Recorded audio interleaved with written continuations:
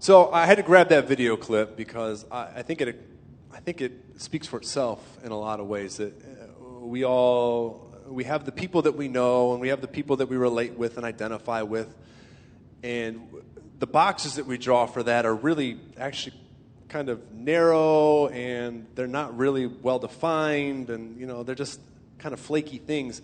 But when we start talking about who we actually are inside, you saw that people started coming together. People from this box started going out here, and people from that box started combining with them, and we find out that we're much more alike each other than we think, based on what we see when we look. We have this kind of just physical. So as we go through this series, what we're finding out is that relationships, they're a little bit different than we think about them normally. They have a lot more to them than what first comes to mind. Well, I know them because I played a sport with them, or because I did this with them, or because they dress like me, or they look like me, or whatever the thing is.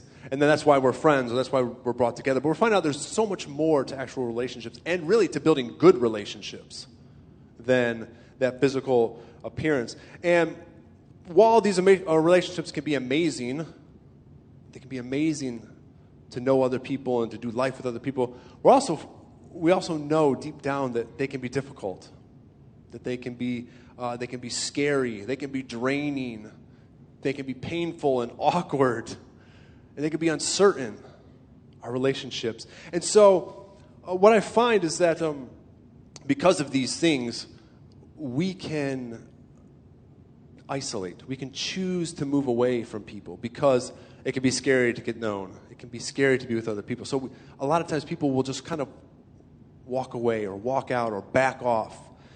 And it can be tempting to do this because it's easy, right? It's easier a lot of times to separate from other people. It's easier to walk away from something than it is to engage it. It's so much easier, right? In the short run, it's easier. In the short run, it can save pain. It can save discomfort to walk away from a relationship that's difficult, to walk away from a relationship that's causing us some sort of discomfort, some sort of pain. And so while isolation may save us some of these things in the short run, what happens in the long run, isolation becomes really, really dangerous. Just walking away becomes really dangerous to our health, to who we are as people. So today I want to talk about the dangers of isolation as we go through this series. And there's a story in the Bible that talks about the process of isolation. And it talks about it almost in a what not to do for a good relationship kind of way. So if you ever wanted, a lot of people go for the Bible for what to do, but every now and then you can go in the Bible and you can find what not to do. And so this is like the ultimate what not to do guide to relationships today. And we're going to be reading from Genesis chapter 4. I'm going to be skipping all around in this chapter. But if you're familiar, this is the story of Cain and Abel. And Cain and Abel are the first two sons of Adam and Eve. Okay, Cain's the older, Abel's the younger son. And Cain is a farmer. He works the land. He's into produce and dirty fingernails and all that kind of stuff. And then Abel is very opposite of Cain. Abel works with animals. He's a shepherd. He has flocks that he takes care of. So they're different kind of people right off the bat. And as the story goes, there's a time when they come to offer gifts and sacrifices to God. And Cain brings produce, right? He brings crops. And Abel brings something from the flock, sheep or something like that. And they both make these offerings to God. And as the story goes, it says, God looked on Abel with favor, and on Cain, he did not look with favor. And so as the story goes, Cain plots to kill his brother Abel. They go out into the fields, and he does it. He commits the act. And after this, God comes to Cain. And God says, "Where's your brother Abel?" And there's this famous line in the Bible where Cain says, "I don't know. Am I my brother's keeper? Am I my brother's keeper that you come to me?" And so we pick it up in verse 10 here. It's going to be on the screen. But the Lord said, "What have you done? Listen, your brother's blood cries out to me from the ground. Now you are cursed and banished from the ground, which has swallowed your brother's blood. No longer will the ground yield good crops for you, no matter how hard you work. From now on, you will be a homeless wanderer on the earth." Cain replied to the Lord, "My punishment is too great for me to bear. You've banished me from the land and from your presence. You've made me a homeless wanderer. Anyone who finds me will kill me." So this story of Cain, we'll call it, this teaches us 3 things about isolation. And if you have notes, if you came in, if you're playing along at home out there, we're going to get into the first one here. The first thing that this story teaches us about isolation is that there are many ways to isolate. There are many ways to isolate. The first way we can isolate is probably the most obvious: physical isolation, right? Physically isolated. It's the simplest to get, but this is when we withdraw from other people, right? This is when we slam the door and walk out. This is when we hang up the phone when we're mad. This is when we get in the car and we just drive. This is when we create separation between us and whoever we're engaging with. Sometimes this can be a good thing, right? Because sometimes we need some space. We need some space to process. We need some space to rest. We need some space to get some clarity. But often what happens is it becomes a way to avoid the interaction. I don't want to deal with it. I can't deal with it. I got to put it out. And so we avoid the messy work of relationships when we do this, when we physically isolate. And when we do it, it's also easy to distort what actually happened. When you get away from the problem, it's easy to start playing it over in your mind. Everybody done this? You play it back in your mind 5, 6, 7 times, and then you call somebody. You don't call the person you're having the problem with. You call somebody else, and you complain about it, and you tell them what they did. Oh, they did this, and then they did that. And then the problem, it just gets bigger, right? It becomes worse than it ever was. It becomes way different than it ever was because our memories are terrible, especially when we're upset. And then so when we get away from the problem, it just festers. Anybody had that? It just festers in us. And it changes shape. This is what happens in verse 6 with Cain. So right after I told you they both brought a sacrifice, and one was accepted, one was not accepted, the very next passage is God counseling Cain. So Cain has left. Cain has walked away. You can almost picture Cain stomping off into the distance, that his sacrifice wasn't accepted and his brother's was accepted.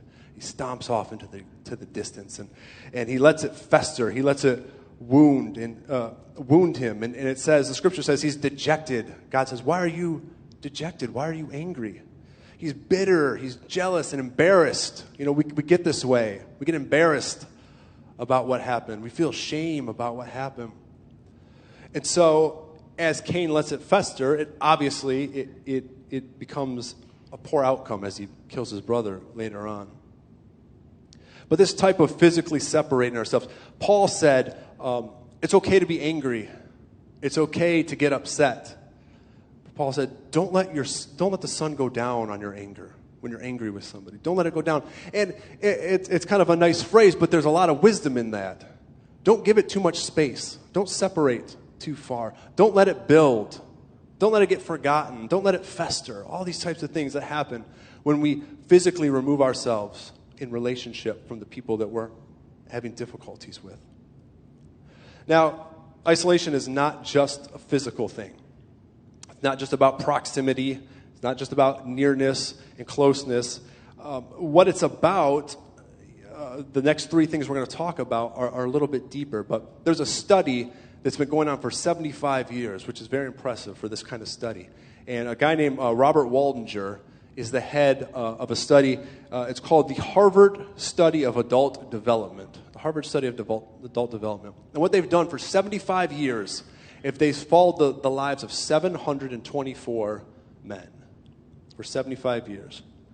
So they got these men when they were very young, in their teens, and they've been following their lives for 75 years. And the purpose of this study was to try to figure out what it is that creates full, healthy, long lives, happy lives.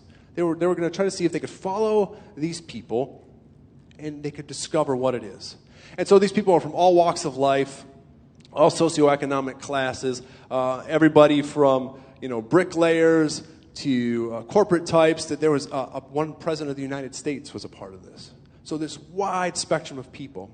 And what they found over this course of 75 years, they'd call them every year, they'd interview them, they'd get their medical records, they'd talk to their family, they'd talk to their friends.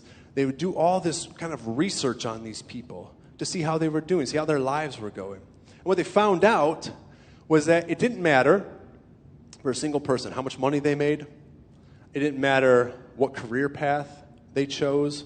It didn't matter where they were at in position in their job. It didn't matter what neighborhood or city or part of the country they lived in. It didn't matter the kind of house they lived in or the stuff they had. The number one thing they found that led to healthy, long, fulfilled lives with a much greater absence of mental illness was close, meaningful connection with other people. And I'm not talking about going out and being a social butterfly and knowing close, meaningful relationships with people. This was the number one factor to long, healthy lives.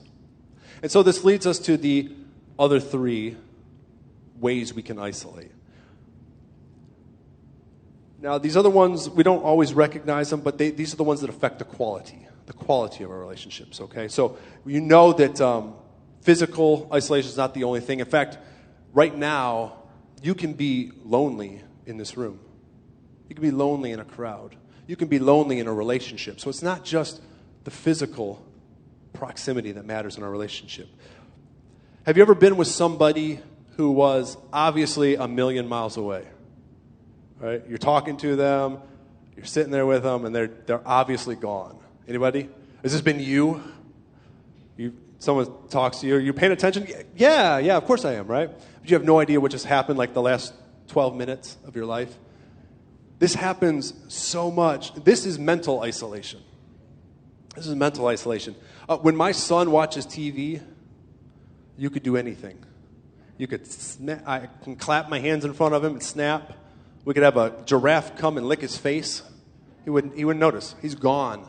He's there and only there. He's mentally isolated. And we see this all the time now, especially in our smartphone culture, right? You'd be sitting next to somebody. Do you hear me? Yeah. What? Oh, hey, you're still here? Right? We have this all the time. And it's us, too. It's not just them, right? It's us. We all get this way. We can be mentally isolated from each other when we start to just focus on other things. And the problem with this is when we miss the good stuff of life, when we're not paying attention. We're not paying attention to each other. And what happens is we usually are living in one of two places. And neither of these places actually exist. So the first place that we like to live in is the past. The past no longer exists, but we live there. We live in the mistakes. We live in the hurts. We live in the what-ifs. We also live in the good stuff too, right? Like how back in high school, I was a soccer star, and we live in that too. But all these things, the bad and the good, actually create depression for us now. Because it's the what could-haves, what was, but it isn't anymore. So that's the first place we can live. The second place we can live that doesn't exist is the future.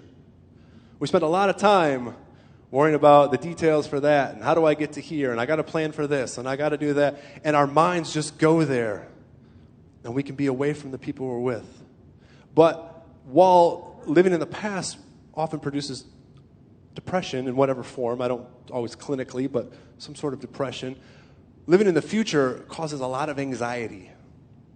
I got to get this done. I got to get there. I'm not where I thought I was going to be 5 years ago. I haven't done this. This is how I got to do it. So we create these realities that don't actually exist, and they lead us to poor outcomes.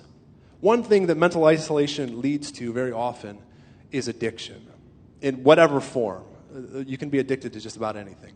It leads to addiction in whatever form, because addictions help numb. They help numb pain. They help numb fear. They help numb anxiety. They take us away. They detach us from what's going on. And so this type of mental isolation can cause addictions in whatever form, things that will help. The other thing it can do is cause extreme rash actions because we're not thinking things through. Have you ever done that? You realize something had to happen, you forgot about it, and then you just make a decision because you weren't like mentally present there, and it turned out to be a bad decision, like a gut investment decision that you didn't really think through, or something that to that degree. They cause us to do things that we haven't thought through because we're not present with them. The popular term right now is presence. Have you heard of presence? This is mindfulness, right? Be present.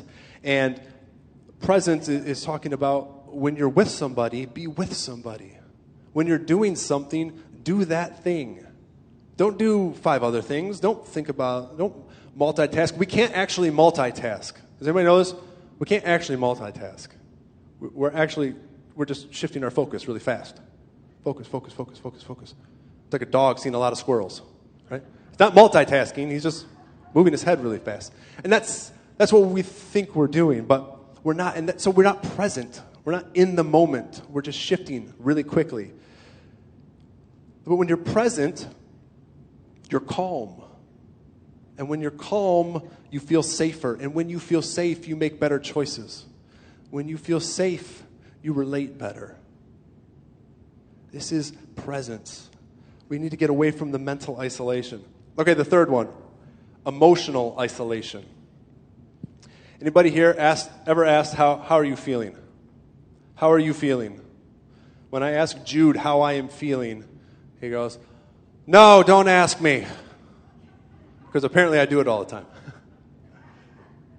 But we get asked this all the time. Most of you probably got asked it walking into church today, right? Hey, how's it going? How you doing? What's going on? And if you're like most people, your answer is, good, okay, well, fine. Whatever the thing is, right? A one-word answer, a handshake, and you're on your way. Everybody's smiling, right? That's what we get. And it's because when we emotionally isolate, we withhold from other people what's happening inside of us. What's going on, what's really happening. And we have a lot of reasons for this, and some of the reasons it can be fine. We don't want to take a lot of people's time. I don't want to take all their time. If I actually told them, we would be here all day, right? If I actually told them what was going on, it would take too long. Sometimes it's not the place for it, right? Well, there's a lot of other people around here, or whatever thing is. This isn't the right environment to go into that. Sometimes we know that they don't really care, right? It's just a greeting. How you doing? But other times we don't want to burden them. Have you ever said this? This is a mom thing. This is a mom. Any moms in the room? This is a mom thing. My mom says this all the time, like 4 months after. I just didn't want to burden you. I didn't want to burden you with it. And we say that. And we say it, and we think it's nice and good, but it's withdrawing. And it's kind of at the basic level of it. But it's still withdrawing from people. And what it really boils down to a lot of times is that we don't trust other people. We don't trust them with this part of ourselves. We don't trust them with this information. We don't trust them to not judge us for how we're feeling or for what's going on in our lives. Right? There's a trust issue in this. We have to keep up our Instagram image lives. Right? We can't let other people know what's going on. And this is damaging because it creates distance from the people around us. When we're not able to fully tell them who we are. How can somebody really know us? How can somebody really like us? How can someone really love us if we're unwilling to tell them who we are? If we're unwilling to know who they are? How could we really love them? How could we really know them? And so it creates a little bit of distance on both sides. And the worst part is it perpetuates whatever's going on inside of you because you're not able to open up about it. It just stays inside. It just stays inside, and we hold on to it. And so it damages us. At the end of the passage we read, in verse 14, Cain, he says, whoever finds me will kill me. These are kind of his last words. Whoever finds me will kill me. You've banished me from the land. I'm going to be a wanderer. Whoever finds me will kill me. This word finds here is partially translated. A better way to really translate it is to say whoever recognizes me or whoever finds me out, whoever knows me. This is what Cain is saying here. Whoever knows who I am and what I've done will kill me. Cain is afraid of being emotionally exposed here at the end. He's afraid of his whole self being exposed. And so he isolates that. The fourth way, spiritual isolation. Spiritual isolation is what happens when we reject the image of God in others. So in the story, Cain takes his brother into the field. And it says he kills him. And then God comes and asks him what's going on. And he says, I'm not my brother's keeper. It's almost this sociopathic scene where Cain's whistling Dixie. And he just killed his brother, and God asks him what's going on. He said, I don't know. Nothing new today. Right? It's a spiritual isolation. And that's an extreme form, I understand. But spiritual isolation is what happens when we reject the image of God in other people. When we don't see other people as valuable. When we don't see other people as created by God on purpose. When we start to do that, when we start to take that away from other people, we create distance. And it causes us to be able to justify just about anything. We can justify violence. We can justify discrimination, right? We can justify bullying, lying, stealing, playing favorites, using other people. We can justify all this when we think of them as less than who we are, when we spiritually isolate from the people around us, when we forget that we are all created by God. 2 chapters before the Cain story, God creates all people. And God creates them, and he says it's good. All people are good. And God puts his image in all people. And God says there's a purpose for all people. He doesn't say just for one human. He doesn't say for one people group. He says for all people. All humanity. Created in the image of God. With God's Spirit breathed in is the words. We're all holding on to that. We all have that. And so when we neglect that in other people, when we say that's not there, they're not like me, they're less than me, I'm better than them, we begin to create this spiritual isolation, which leads to all sorts of really terrible outcomes. So I don't want to belabor that. I said there's 3 things the story can teach us. The first is that there are a lot of ways to physically isolate, right? To isolate. There's physical isolation, there's mental, there's emotional, and there's spiritual isolation. And it's not a linear progression. It's not this, then this, and this. We can do any of those at any time, in any way. And we do. It's a part of who we are. The second way, or the second thing the story tells us about isolation, is that isolation is about us. It's about me. It's about the individual. That's what isolation is about. When we isolate in whatever form, we become the center of the story. We become the meaning of the story. If you remember Cain's response when God explains the consequences, you'll be a wanderer on the earth, and the ground is no longer going to give food to you, no matter how hard you work, right? Cain's first response is that it's too much of a burden. In other words, he says, "Woe is me." He turns to self-pity with the consequences. There's no remorse. There's no, this is what I've done and this is who I'm becoming. It's self-pity. That's his first move. Because he's made the story about him. He's made everything that happened about him, about his rejection, about his shame, about all that. It's about him. And so the focus becomes inward. In Proverbs 18 it says, "He who willingly separates himself from God seeks his own desires. He quarrels against all sound wisdom." And we see this in the Cain story because I told you after they presented their offering, he physically separates himself, and then God comes to him and God talks to him. God begins to counsel Cain in this story. God says, "Why are you so angry? Why do you look so dejected? You'll be accepted if you do what is right, but if you refuse to do what is right, then watch out. Sin is crouching at your door, eager to control you, but you must subdue it." We give up sound wisdom when we make the story about us because we don't see how the right thing to do could benefit me. We don't see how it's good for me. All we see is our hurt, our problem, our perspective, our needs. All we see is us inwardly. When we isolate, it becomes about us. And the third thing this story tells us about isolation is that it's a burden. It's a burden on us.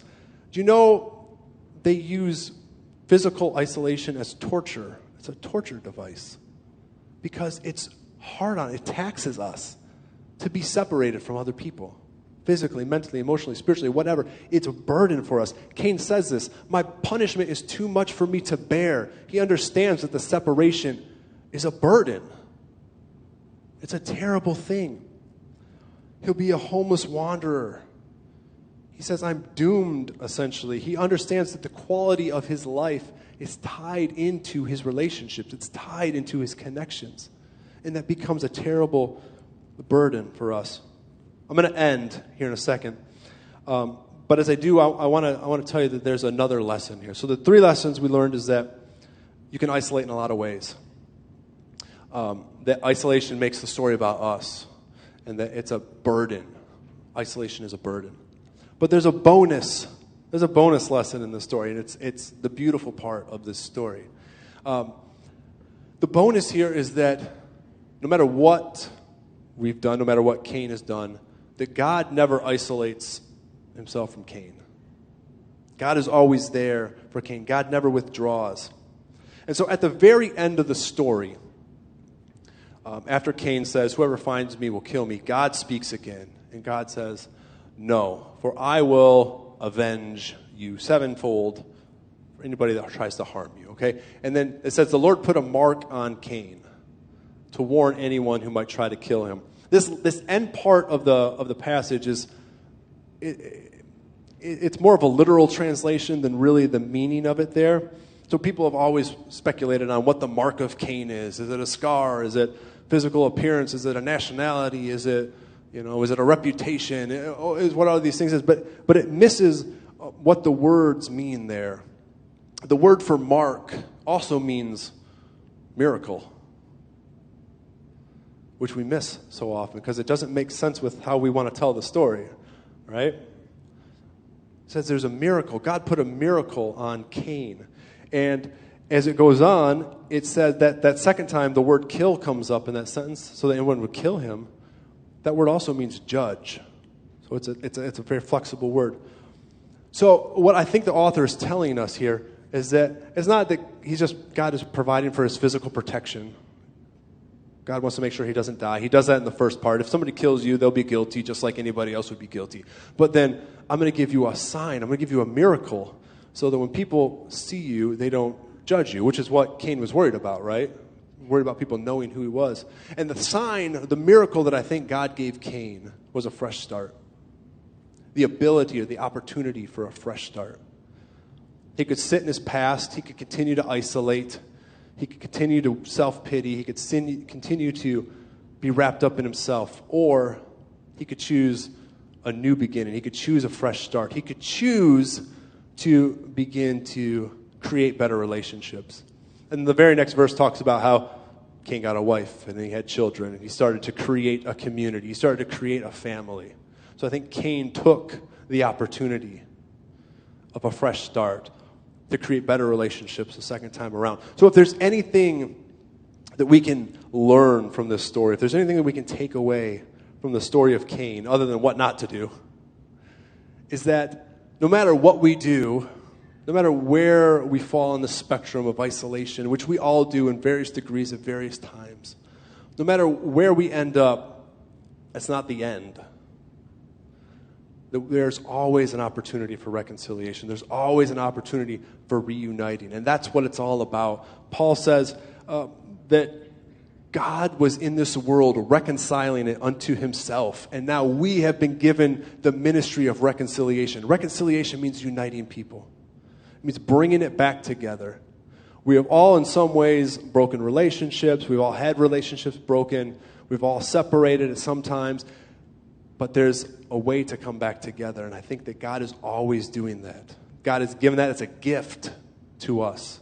It's a miracle that we can be reconciled, that we can be reunited with each other, no matter how far we've isolated. So I want us to hold on to that as we continue to work through our amazing relationships, that no matter how far they've gone to the other side of the spectrum, they can be good again.